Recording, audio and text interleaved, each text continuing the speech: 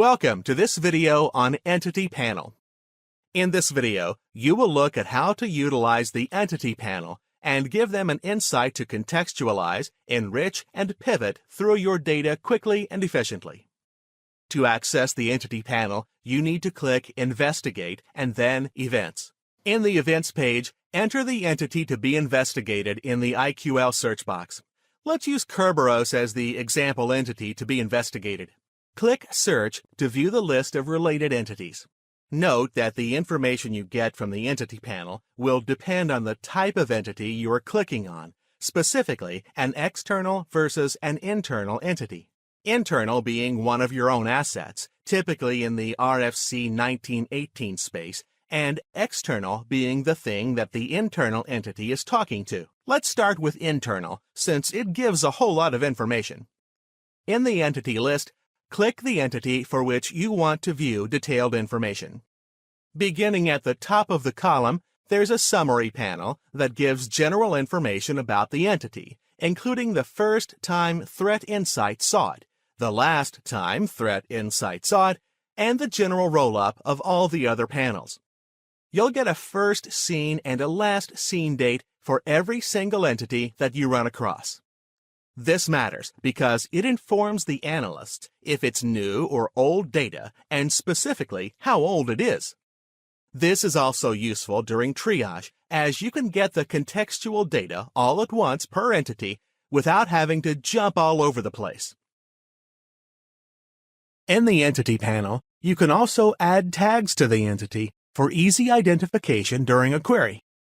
In the latest version of the Threat Insight product, tags can be added to IPs, domains, and sensors. The Who Is panel does not contain much information on internal entities, but more stuff on external entities. The virus total is equally empty for internal entities. If you look at an external entity, you'll be able to see if that particular device has ever run afoul of virus total. In the passive DNS, you may or may not see information here. Next, we get down to the Detection panel, and that may or may not have information. Next, let's move on to the Accounts panel. The Accounts panel is populated based on any NTLM or Kerberos traffic picked up on the host. If we don't see either, this pane will be blank. Clicking the Sections drop-down shows the authentication methods available on which we can search around. This search gives us all the events wherein the Kerberos client field has data in it. Let's add a group by to this search.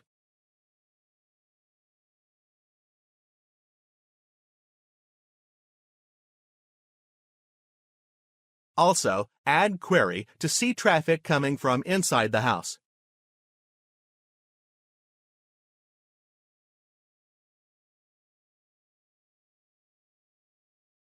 In this example, working from the bottom up, you can see at some point an SQL service user authenticated to both the host and KRB TGT service. Note that anything with a $sign in the name is the machine name. The workstation name as of September is FinanceWork008 $. For Active Directory domains, both the host and the user have to authenticate back to the domain every so often. Therefore, everything you just did for Kerberos, we can do for NTLM.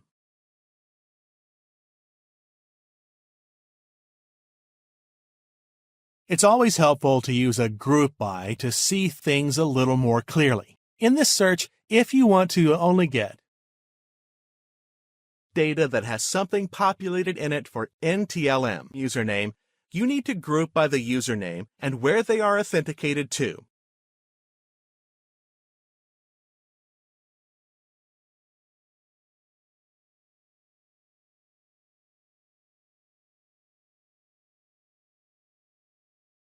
One of the coolest and most useful things about the Account panel within the Entity panel is that we get to see both the user and the machine name at the same time, which is a time saver.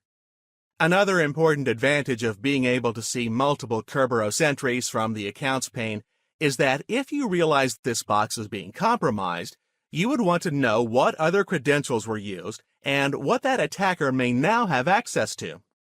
If these credentials are cached on the box, the attacker can use a credential dumping tool such as Mimikatz and grab the creds.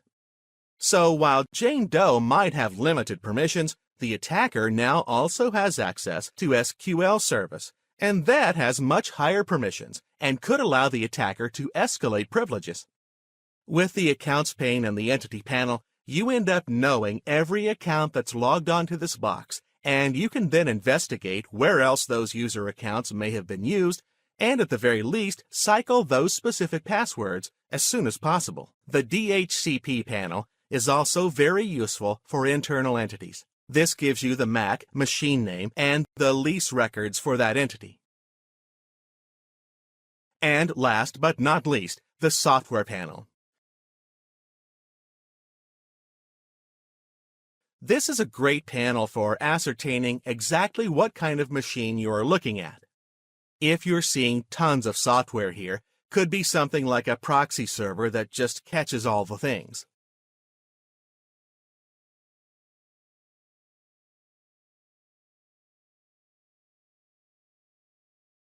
If you're seeing things like Microsoft Office, Microsoft Internet Explorer, Edge, etc., you could be looking at a workstation. So, the Software panel is very useful to find out what's running on what entity, and you can make an educated guess as to what kind of machine that it is. So that's the Entity panel, and you saw how to triage and contextualize around your entities. The Entity panel is a crucial part of the Threat Insight platform because it allows rapid access to details about the things you're trying to investigate. It's also a convenient pivot point as you work through an investigation.